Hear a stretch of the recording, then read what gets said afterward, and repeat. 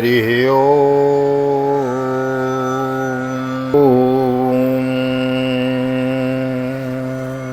जय श्री राधे, जय श्री कृष्ण। आप सभी को हृदय से प्यार भरी राधे राधे। और कैसे हैं आप सब? आशा करते हैं ठाकुर श्री राधा माधव की कृपा से आप सब कुशल मंगल होंगे और भगवान की भक्ति में लीन होंगे। मैं राधेश्याम वशिष्ठ नित्य की भांति आप सभी का बहुत बहुत स्वागत करता हूं। हाँ, क्षमा चाहता हूं, नित्य की भांति नहीं हो पा रहा है, बिकॉज़ अभी तो कई दिनों में मुलाकात हो पा रही है। घर में थोड़ा व्यस्तता अधिक होने के कारण आपको कथा श्रवण नहीं हो पा रही है लगातार, तो उसके लिए क्षमा प्रार्थी है। और आइए आज पुनः चलते हैं आज की पावन कथा प्रसंग में। श्रीमद् भागवत का दशम स्कंद में चल रहे हैं। दशम स्कंद उत्तरार्ध द्विसप्ततमो अध्याय। आइए मेरे साथ गोविंद नाम गुनगुनाइए। श्री कृष्ण गोविंद हरे मुरारी, नाथ नारायण वासुदेव। श्री कृष्ण गोविंद हरे मुरारी, नाथ नारायण वासुदेव। हे नाथ नारायण वासुदेव, हे नाथ नारायण वासुदेव। श्री कृष्ण गोविंद हरे मुरारी, हे नाथ नारायण वासुदेव। नारायणं नमस्कृत्य नरं चैव नरोत्तमं देवीं सरस्वतीं व्यासं ततो जयमुदीरयेत्। कृष्णाय वासुदेवाय हरये परमात्मने प्रणतः क्लेशनाशाय गोविन्दाय नमो नमः। ओं नमो भगवते वासुदेवाय। श्रीमद्भागवत महापुराणं दशमस्कन्ध उत्तरार्ध अथ द्विसप्ततमोऽध्याय। श्रीशुक उवाच। एकदा तु सभामध्ये आस्थितो मुनिभिर्व्रतो ब्राह्मणे क्षत्रियैर्वैश्ये भ्रातृभिश्च युधिष्ठिरो आचार्यकुलवृद्धेश्च ज्ञातिसम्बन्धिबान्धवैः शृण्वतामेव एतेषामाभासेदमुवाच।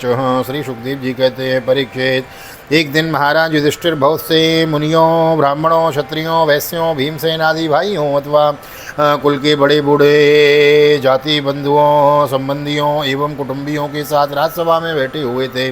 उन्होंने सबके सामने ही भगवान श्री कृष्ण को संबोधित करके यह बात कही। श्री युधिष्ठिर उवाच। क्रतुराजेन गोविंद राजसूयेन पावने यक्षे विभूतिर्भवतस्ततो संपादयन प्रभो तत्संपादयन प्रभो। धर्मराज युधिष्ठिर ने कहा, गोविंद, मैं सर्वश्रेष्ठ राजसूय यज्ञ के द्वारा आपका और आपके परम पावन विभूति स्वरूप देवताओं का यजन करना चाहता हूँ। प्रभु, आप कृपा करके मेरा यह संकल्प पूरा कीजिए। त्वत्पादुके अविरतं पर्येश्वरन्ति, ध्यायन्त भद्रनसने सुचयो गृह्णन्ति, विन्दन्ति ते कमलनाभवापवर्गमाशासते यदिन आशिष ईश नान्ये। तद्देव देव भवतश्चरणारविन्द सेवानुभावमिह पश्यतु लोक एष। ये त्वां भजन्ति न भजन्ति तभो भयेषां निष्ठां प्रदर्शय विभो कुरु सञ्जयानां। न ब्रह्मण स्वपरभेदमतिस्तव स्यात्, सर्वात्मनः समदृशः स्वसुखानुभूते। संसेवतां सुरतरोरिव ते प्रसादो, सेवानुरूपमुदयो न विपर्ययोत्र। कमलनाभ, आपके चरण कमलों की पादुकाएँ समस्त अमंगलों को नष्ट करने वाली हैं। जो लोग निरंतर उनकी सेवा करते हैं, ध्यान और स्तुति करते हैं, वास्तव में वे ही पवित्र आत्मा है। वे जन्म मृत्यु के चक्कर से छुटकारा पा जाते हैं और उनकी भी प्राप्ति हो जाती है और तो उन्हें उनकी भी प्राप्ति हो जाती है। परंतु जो आपके चरण कमलों की शरण ग्रहण नहीं करते, उन्हें मुक्ति तो मिलती नहीं, सांसारिक भोग भी नहीं मिलते हैं। देवताओं की भी आराध्य देव, मैं चाहता हूँ कि संसारी लोग आपके चरण कमलों की सेवा का प्रभाव देखें। प्रभु, कुरुवंशी और संजय वंशी नरपतियों में जो लोग आपका भजन करते हैं और जो नहीं करते, उनका अंतर आप जनता को दिखला दीजिए। प्रभु, आप सबके आत्मा समदर्शी और स्वयं आत्मानंद के साक्षात्कार हैं। स्वयं ब्रह्म हैं। आप में यह मैं हूँ और यह दूसरा, यह अपना है और यह पराया, इस प्रकार का भेदभाव नहीं है। फिर भी जो आपकी सेवा करते हैं, उन्हें उनकी भावना के अनुसार फल मिलता है। ठीक वैसे ही जैसे कल्पवृक्ष की सेवा करने वाले को उस फल में जो न्यूनता दिखता होती है, वह तो न्यूनता अधिक सेवा से अनुरूप ही होती है। परंतु इससे आप में विषमता या निर्दयता आदि दोष नहीं आते हैं। श्री भगवान वाचो।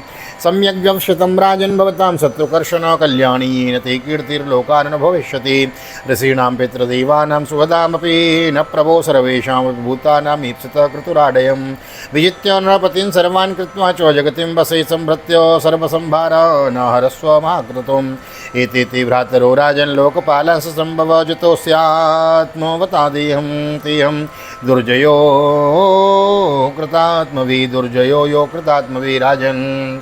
भगवान श्री कृष्ण ने कहा, शत्रु विजयी धर्मराज, आपका निश्चय बहुत ही उत्तम है। राजसूय यज्ञ करने से समस्त लोकों में आपकी मंगल की कीर्ति का विस्तार होगा। राजन, आपका यह महायज्ञ ऋषियों, पितरों, देवताओं, सगे संबंधियों, हमें और कहाँ तक कहें कि समस्त प्राणियों को अभिष्ट है। महाराज, पृथ्वी के समस्त नरपतियों को जीतकर सारी पृथ्वी को अपने वश में करके और यथोचित संपूर्ण सामग्री एकत्रित करके फिर भी महायज्ञ का अनुष्ठान कीजिए। महाराज, आपके चारों भाई वायु, इंद्र आदि लोकपालों के अंश से पैदा हुए हैं। वे सब के सब बड़े वीर हैं। आप तो परम मनस्वी और संयमी हैं ही। आप लोगों ने अपने सद्गुणों से मुझे अपने वश में कर लिया है। जिन लोगों ने अपनी इंद्रियों और मन को वश में नहीं किया है, वो मुझे अपने वश में नहीं कर सकते हैं। न कश्चिन्मत् परम लोको तेजसा यशसा श्रियो विभूतिर्विभवेद देवोपि किम पार्थिव। संसार में कोई बड़े से बड़ा देवता भी तेज, यश, लक्ष्मी, सौंदर्य और ऐश्वर्य आदि के द्वारा मेरे भक्त का तिरस्कार नहीं कर सकता। फिर कोई राजा उसके तिरस्कार कर दे, इसकी तो संभावना ही क्या है। श्री शुक उवाच निशम्य भगवद्गीतं प्रीतो फुल्लो मुखाम्बुजो भ्रातरं दिग्विजये युक्तो विष्णुस्तेजोपभरितान् सह देवं दक्षिणस्यामावदिशद सहस्रञ्जये दशि प्रतीच्यां नकुलमुदीच्यां सव्यसाचिनं प्राच्यं प्रकोदरमत्सैकेयी स भद्रकैः ते विजित्य नृपान् वीरो आजग्नुर्दिग्व्य ओजस अजातशत्रवे भूरि द्रविणं नृपयक्षते श्रुत्वाजितं जरासन्दं नृपतेर्ध्यायतो हरियाहुपायं तमेवाद्योद्धवो यमुवाचः भीमसेनोऽर्जुनः कृष्णो ब्रह्मलिङ्गो दरास्त्रयो जग्मोर्गिरिवृजं तातो बृहद्रथसुतो यतो ते गत्वातीतो वेलायां गृहेषु गृहमेदिनां ब्रह्मण्यं समयाचीरन् राजनीय ब्रह्मलिङ्गिनो राजन विद्योतिथीन् प्राप्तार्नार्थितो दूरमागतान् तन्नः प्रयच्छ भद्रं ते यद्वयं कामयामहे। श्री सुखदेव जी कहते हैं, संसार में कोई बड़े से बड़ा देवता भी तेज, पशु, तेज, यश, लक्ष्मी, सौंदर्य और ऐश्वर्य आदि के द्वारा मेरे भक्त का तिरस्कार नहीं कर सकता। फिर कोई राजा उसका तिरस्कार कर दे, इसकी तो संभावना ही क्या है। श्री सुखदेव भगवान कहते हैं, परीक्षित, भगवान की बात सुनकर महाराज युधिष्ठिर का हृदय आनंद से भर गया। उनका मुखकमल प्रफुल्लित हो गया। अब उन्हीं ने अपने भाइयों को दिग्विजय करने का आदेश दिया। भगवान श्री कृष्ण ने पांडवों में अपनी शक्ति का संचार करके उनको अत्यंत प्रभावशाली बना दिया था। धर्मराज युधिष्ठिर ने संजय वंशी वीरों के साथ सहदेव की दक्षिणा दिशा में दिग्विजय करने के लिए भेजा। नकुल को मत्स्य देशीय वीरों के साथ पश्चिम में, अर्जुन को केकय देशीय वीरों के साथ उत्तर में और भीमसेन को मद्र देशीय वीरों के साथ पूर्व में दिग्विजय करने का आदेश दिया। परीक्षित, उन भीमसेन आदि वीरों ने अपने बल पौरुष से सब ओर के नरपतियों को जीत लिया और यज्ञ करने के लिए उद्यत महाराज युधिष्ठिर को बहुत साधन ला कर दे दिया। जब महाराज युधिष्ठिर ने यह सुना कि अब तक जरासंध पर विजय नहीं प्राप्त की जा सकी, तब वे चिंता में पड़ गए। उस समय भगवान श्री कृष्ण ने उन्हें वही उपाय कह सुनाया जो उद्धव जी ने बतलाया था। परीक्षित, इसके बाद भीमसेन, अर्जुन और भगवान श्री कृष्ण ये तीनों ही ब्राह्मण का वेश धारण करके गिरि व्रज गए और वहीं जरासंध की राजधानी थी। राजा जरासंध ब्राह्मणों का भक्त और गृहस्थोचित धर्मों का पालन करने वाला था। उपर्युक्त तीनों क्षत्रिय ब्राह्मण का वेश धारण करके अतिथि अभ्यागतों के सत्कार के समय जरासंध के पास गए और उससे इस प्रकार याचना की, राजन, आपका कल्याण हो। हम तीनों आपके अतिथि हैं और बहुत दूर से आ रहे हैं। अवश्य ही हम यहाँ किसी विशेष प्रयोजन से ही आए हैं, इसलिए हम आपसे जो कुछ चाहते हैं वह आप हमें अवश्य दीजिए। किं दुर्मर्षं दिदिक्षूणां किं कार्यां साध्वीः किं न देयं वदन्यानां कः परः समदर्शिनं यो नित्येन शरीरेण सतांसो गेयं यशो ध्रुवं नाचिनोति स्वयं कल्प सवाच्य सोच एव स हरिश्चन्द्रोरन्तदेव उच्चवृत्ति शिविरबली व्याध कपोत भवो यद्ध्रुवेण ध्रुवं गतः। दिदिक्षु पुरुष क्या नहीं कर सकते, दुष्ट पुरुष बुरा सा बुरा नहीं कर सकते, उदार पुरुष क्या नहीं दे सकते, और समदर्शी के लिए पराया कौन है। जो पुरुष स्वयं समर्थ होकर भी इस प्रकार नाशवान शरीर से ऐसे अविनाशी यश का संग्रह नहीं करता जिसका बड़े बड़े सत्पुरुष भी गान करें। सच पूछिए तो उसकी जिंदगी जितनी निंदा की जाए थोड़ी है, उसका जीवन शोक करने योग्य है। राजन, आप तो जानते ही होंगे, राजा हरिश्चंद्र अनंतदेव केवल अन्न के दाने बीन बीन कर निर्वाह करने वाले महात्मा मुद्गल, शिवी, बलि, व्याध और कपोत आदि बहुत सी व्यक्ति हस्तियों को अपना सर्वस्व देकर इस नाशवान शरीर के द्वारा विनाशी पद को प्राप्त हो चुके हैं। इसलिए आप भी हम लोगों को निराश मत कीजिए। श्री शुक उवाच स्वरैराकृतिभिस्तास्त्वं प्रकोष्ठेर्ज्याहतैरपेः राजन्यबन्धुन् विज्ञायो द्रष्टुपूर्वानुचिन्तयत् राजन्यो बन्धवो यो ते ब्रह्मलिङ्गानि बिभ्रति ददामि वीक्षितं तेभ्यो आत्मानमपि तुस्तजं बलिर्नो श्रूयते कीर्तिर्व्यततादीक्षकल्मषो ऐक्ष्वार्याद् भ्रंसितस्यापि विप्रव्याजेन विष्णुना श्रियं जहिर्सतेन्द्रस्य विष्णवेदुजरूपिणे जानन्नपि महीम्रादाद्वार्यमाणोऽपि दैत्यराट। श्री सुखदेव जी कहते हैं, परीक्षित, जरासंध ने उन लोगों की आवाज़ सूरत, सकल और कालाइयों पर पड़े हुए धनुष की वृत्तिंचा की रगड़ के चिन्हों को देखकर पहचान लिया कि ये तो ब्राह्मण नहीं क्षत्रिय हैं। अब वह सोचने लगा कि मैंने कहीं ना कहीं इन्हें देखा भी अवश्य है। फिर उसने मन ही मन में यह विचार किया कि वे क्षत्रिय होने पर भी मेरे भय से ब्राह्मण का वेश बनाकर आए हैं। जब ये भिक्षा मांगने पर ही उतारू हो गए हैं, तब चाहे जो कुछ मांग लें मैं इन्हें दे दूंगा। याचना करने पर अपना अत्यंत प्यारा और दुस्त शरीर देने में भी मुझे हिचकिचाहट न होगी। विष्णु भगवान ने ब्राह्मण का वेश धारण करके बलि का धन ऐश्वर्य सब कुछ छीन लिया। फिर भी बलि की पवित्र कीर्ति शवोर फैली हुई है और आज भी लोग बड़े आदर से उसका गान करते हैं। इसमें संदेह नहीं कि विष्णु भगवान ने देवराज इंद्र की राज्य लक्ष्मी बलि से छीनकर उन्हें लौटाने के लिए ब्राह्मण रूप धारण किया था। दैत्यराज बलि को यह बात मालूम हो गई और थी और शुक्राचार्य ने उन्हें रोका भी था, परंतु उन्होंने पृथ्वी का दान कर ही दिया। जीवता ब्राह्मणार्थाय कोनर्थ क्षत्रबन्धो न देहेण पतमानेन निहता विपुलं यशो इत्युदारमति कृष्णार्जुन व्रकोदरान् हे विप्रम्रियतां कामो ददाम्यात्म शिरोऽपि वः। मेरा तो यह पक्का निश्चय है कि यह शरीर नाशवान है। शरीर से जो विपुल यश नहीं कमाता और जो क्षत्रिय ब्राह्मण के लिए जीवन धारण नहीं करता, उसका जीना व्यर्थ है। परीक्षित, सचमुच जरासंध की बुद्धि बड़ी उदार थी। उपयुक्त विचार करके उसने ब्राह्मण वेशधारी श्री कृष्ण, अर्जुन और भीमसेन से कहा, ब्राह्मणों, आप लोग मनचाही वस्तु मांग लें। आप चाहें तो मैं आप लोगों को अपना सिर भी दे सकता हूँ। श्री भगवान उवाचो युद्धम नो देहि राजेन्द्र द्वन्द्वसो यदि मन्यसे युद्धार्थिनो वयं प्राप्तो राजन्य नान्यकांक्षिणः असोव्रकधर पार्थस्तस्य भारतार्जुनो वयम् अनयोर्मातुलेयं कृष्णं जानीहते रिपुम् एवमावेदितो राजा जय्यासोच्चे स्वमागतो आह चामरसितो मन्दा युद्धं तर्हि ददामि न त्वया भीरुणायोस्संयुधि विक्लवचेतस मथुरां श्रीपुरीं युक्त्वा समुद्रं शरणं गतो अयं तु वयसा तुल्यो नातिसत्वो न मे सम अर्जुनो न भवेद् योद्धा भीमस्तुल्यो बलो मम इत्युक्ता भीमसेनायो प्रादाय महतीं गदां द्वितीयं स्वयमादायो निर्जगाम पुरात् बहिः ततो समेखले वीरो संयुक्ता वितरेतरौ जग्नुतुर्वज्रकल्पाभ्यां गदाभ्यां रणदुर्मदौ मण्डलानि विचित्राणि सव्यं दक्षिणमेव च चरतो सुशुभे युद्धं नटयोरिवरंगणौ। श्री भगवान श्री कृष्ण ने कहा, राजेंद्र, हम लोग अन्न के इच्छुक ब्राह्मण नहीं हैं, क्षत्रिय हैं। हम आपके पास युद्ध के लिए आए हैं। यदि आपकी इच्छा हो तो हमें द्वंद्व युद्ध की भिक्षा दे दीजिए। देखो, ये पांडुपुत्र भीमसेन है और यह इनका भाई अर्जुन है और मैं इन दोनों का मेरा भाई तथा आपका पुराना शत्रु कृष्ण हूँ। जब भगवान श्री कृष्ण ने इस प्रकार अपना परिचय दिया, तब राजा जरासंध ठट्ठा कर हंसने लगा और चिढ़कर बोला, अरे मूर्खो, यदि तुम्हें युद्ध की ही इच्छा है तो मैं तुम्हारी प्रार्थना स्वीकार करता हूँ, परंतु कृष्ण, तुम तो बड़े डरपोक हो। युद्ध में तुम घबरा जाते हो। वहाँ तक कि मेरे डर से तुमने अपनी नगरी मथुरा भी छोड़ दी थी तथा समुद्र की शरण ली है। इसलिए मैं तुम्हारे साथ नहीं लड़ूंगा। यह अर्जुन भी कोई योद्धा नहीं है। एक तो अवस्था में मुझसे छोटा है, दूसरे कोई विशेष बलवान भी नहीं है, इसलिए यह भी मेरे जोड़ का वीर नहीं है। इसके साथ भी मैं नहीं लड़ूंगा। रहे भीमसेन, ये अवश्य ही मेरे समान बलवान और मेरे जोड़ के हैं। जरासंध ने यह कहकर भीमसेन को एक बहुत बड़ी गदा दे दी और स्वयं दूसरी गदा लेकर नगर से बाहर निकल आया। अब दोनों रणोन्मत्त वीर अखाड़े में आकर एक दूसरे से भिड़ गए और अपनी वज्र के समान कठोर गदाओं से एक दूसरे पर चोट करने लगे। वे दाएं बाएं तरह तरह के पैंतरे बदलते हुए ऐसे शोभायमान हो रहे थे मानो दो श्रेष्ठ नट रंगमंच पर युद्ध का अभिनय कर रहे हों।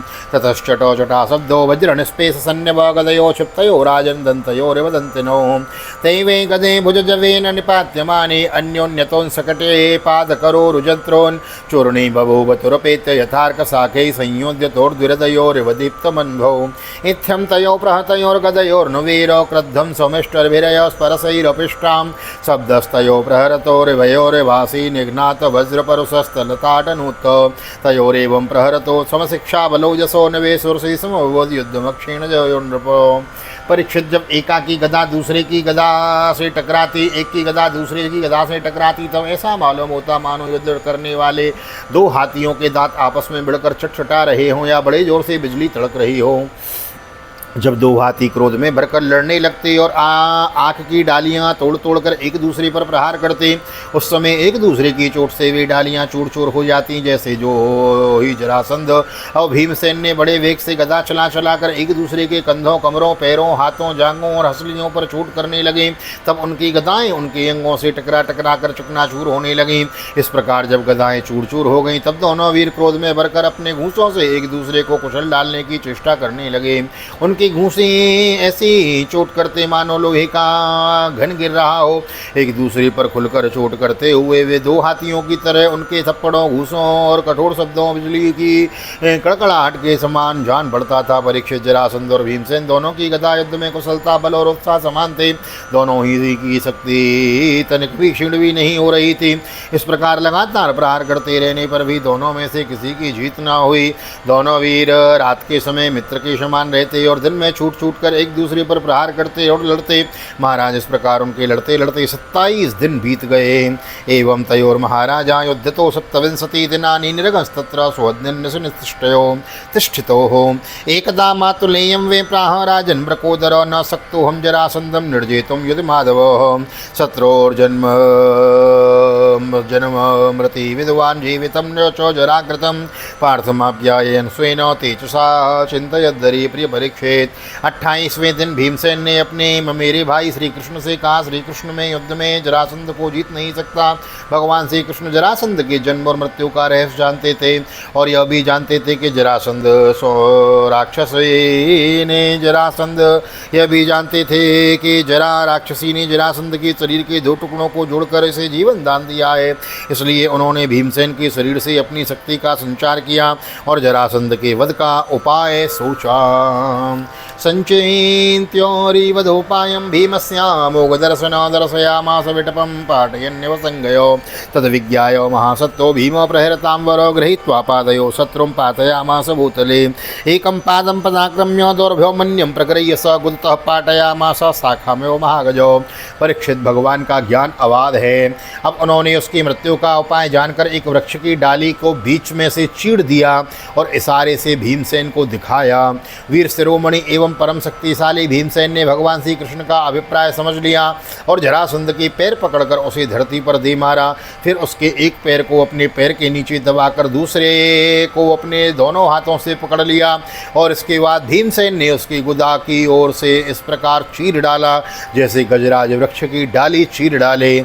लोगों ने देखा कि जरासंध के शरीर के दो टुकड़े हो गए हैं और इस प्रकार उनके एक एक पैर, जांग, अंडकोश, कमर, पीठ, स्तन, कंधा, भुजा, नेत्र, भौएं और कान अलग अलग हो गए। एक पादोरो वृषणः कटी पृष्ठ स्तनांसकै एक बाह्य शुभुकर्णै सकलै दद्रसु प्रजः हाहाकारो महानासी निहते मगधेश्वरे पूजयामास तुर्भीमं परिरभ्यो जयाच्युतो सहदेवं तत्तनयं भगवान् भूतभावनो अभ्यसिञ्चत मे आत्मा मागधानां पतिं प्रभो मोचयामास राजन्यान् संरुद्धां मागधेनयै। मगधराज जरासंध की मृत्यु हो जाने पर वहाँ की प्रजा जोर से हाय हाय पुकारने लगी। भगवान श्री कृष्ण और अर्जुन ने भीमसेन का आलिंगन करके उनका सत्कार किया। सर्वशक्तिमान भगवान श्री कृष्ण के स्वरूप और विचारों को कोई समझ नहीं सकता। वास्तव में वे ही समस्त प्राणियों के जीवनदाता हैं। उन्होंने जरासंध के राज सिंहासन पर उसके पुत्र सहदेव का अभिषेक कर दिया और जरासंध ने कि जिन राजाओं को कैदी बना रखा था उन्हें कारागार से मुक्त कर दिया है। बोलो कृष्ण कन्हैया लाल की जय। स्वस्त श्रीमद्भागवते महापुराणे पारमहंस्यां संहितायां दशमस्कन्धे उत्तरार्धे जरासन्धो वधो नाम 2सप्तमोत्सवः। श्री बालकृष्ण चरणार्पणमस्तु। ओम राधा कृष्ण कलचरणार्पणमस्तु श्रीकृष्णाय वासुदेवाय हरये परमात्मने प्रणतः क्लेशनाशाय गोविंदाय नमो नमः। हरे कृष्ण कृष्ण कृष्ण हरे हरे, हरे राम राम राम हरे हरे। राधे कृष्ण कृष्ण कृष्ण राधे राधे, राधे श्याम श्याम श्याम राधे राधे। बोल राधा गोविंद भगवान की जय। श्रीमद्भागवत महापुराण की जय। वेद व्यास जी महाराज की जय। सुखदेव जी महाराज की जय। राजा परीक्षित जी महाराज की जय। राजा रामचंद्र भगवान की जय। श्री हनुमान जी महाराज की जय। गोवर्धन नाथ की जय। यमुनी महारानी की जय। वृंदावन माँ की बिहारी लाल की जय। गैया मैया की जय। तुलसी मैया की जय। अपने अपने माता पिता की जय। सदगुरुदेव भगवान की जय। आज के आनंद की जय। नृसिंह जयंती महोत्सव की जय। आज के आनंद की जय। श्री राधे जय श्री राधे श्याम। जय जय राधे जय जय श्याम। सबको मिले वृंदावन धाम, ऐसी प्रार्थना मेरी ठाकुर जी के चरणों में। यहाँ तक वीडियो बनी है, वीडियो को लाइक कर दीजिए, शेयर कर दीजिए, कमेंट में भागवत भगवान की जय लिख दीजिए। और मिलते हैं, हाँ नए आए हैं तो चैनल को सब्सक्राइब जरूर कर लेंगे। और मिलते हैं अगले अध्याय में, 73वें अध्याय में। तब तक के लिए श्रीधाम वृंदावन से ठाकुर जी का दर्शन करते हुए भागवत निकेतन आप सभी को हृदय से प्यार भरी जय श्री राधे जय श्री कृष्ण। हरि ओम।